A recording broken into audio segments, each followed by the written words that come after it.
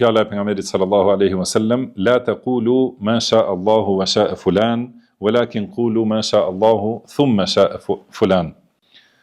Thot mos thoni si doj Allahu dhe filani, por thoni si doj Allahu, pastaj filani. Këtë ka transmetuar thot Ebu Davudi me zinxhir sahih nga Hudhaifa ibn al-Yaman radhiyallahu anhu. Pra nëse njeriu thot, si tham, në të njëjtën fjali, pra kjo quhet prej shirkut të fjalëve. Në të njëjtën fjali e barazon në nivel të njëjtë dikant me Allahun subhanahu wa taala, atëherë padyshim se kjo është prej shirkut. Dhe nëse është vetëm në fjalë, është shirk i vogël. Kurse nëse njeriu beson se me të vërtetë është filani i barabartë me Allahun, atëherë është shirk i madh. Për shembull, sigur çka thon, unë shpresoj në Allahun edhe në ty, ose si doj Allahu dhe ti, ose nuk e kam askënd përveç Allahut dhe teje. Edhe kjo është prej të mirave të Allahut dhe tuat. Do thotë gjitha këto fjalë janë fjalë të shirkut, edhe fjalë shumë të shëmtuar edhe të ndaluara në Islam. Ka thënë Allahu subhanahu wa ta'ala, fala taj'alu lillahi andadan. Do të thënë wa antum ta'lamun. Pra mos i bëni Allahut të barabartë, edhe ortak ose rival, duke qenë se e dini se nuk ka Allahu subhanahu wa ta'ala të barabartë. Edhe për këtë ka thënë Abdullah ibn Abbas për këtë ajet, al-andadu huwa ash-shirk. Do të thënë këtu që ka thënë Allahu mos i bëni Allahut të barabartë, do të thënë mos i bëni shirk. Dhe ka thënë akhfa min dabibin namli ala safatin sauda fi dhulmati al-layl. Pra ky shirk që është më i fshehtë se ecja e milingonës në gur të zi të lëmuar në errësirën e natës. Do të thënë sa mund të vërehet kjo milingon, ky shirk është edhe më i fshehtë, edhe më i rrezikshëm.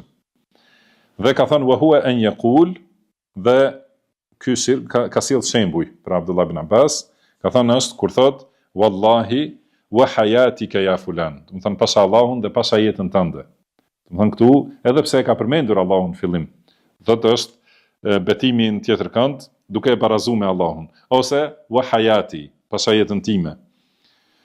Edhe si thonë laula kalbatu hadha la atana al-lusus. Do të thënë mos kishin qeni, do të na kishin hy hajdutët. Do të thënë kjo është prej shirkut në fjalë. Ose kur i thot njeriu shokut vet, si doj Allahu dhe ti, ose kur thot laula Allahu wa fulan, do të thënë mos ishte Allahu dhe filani. Do thot ka thënë Abdullah ibn Abbas, la taj'al fiha fulan. Do të thënë mos e fut në këto fjali filanin. Fa inna hadha kulluhu bihi shirk. Do të thënë gjitha këto janë shirk. Pra mjafton që njeriu të thot irhamukallah, thot pasha Allahun vetëm, edhe mos shtoj tjetër, ose të thot e kam shpresën tek Allahu vetëm, edhe jo thot ta përmendet dikën tjetër. Edhe të thot mos t'ishte mbrojtja Allahut, do të thënë do të ndodhte kjo, ose mos na kish mbrojtur Allahu, do të na kishin hyrë hajdutët në shtëpi, vetëm kaq. Por nëse është patjetër të përmendet edhe dikush tjetër, atëherë përmendet me fjalën pastaj. Do të thënë mos t'ishte mbrojtja Allahut. Pastaj, do të thënë si shkak që vjen më vonë, edhe jo i barazuar. Do të thënë pastaj, për shembull, qeni ose fqinji që na ka përkujtuar ose alarmi, e kështu me radhë, do të thënë, ato janë shkaqe që vijnë pastaj, kurse mbrojtja është vetëm nga Allahu subhanahu wa taala. Ose e kam shpresën tek Allahu, edhe mund të thush pastaj shpresoj prej teje. Jo, do të thënë me barazim. Dhe ka një çështje tjetër për çështjen e mbështetjes, tawakkul, do të thënë dikush thotë mbështetem tek Allahu dhe te ti. Kjo e qartë se është shirk.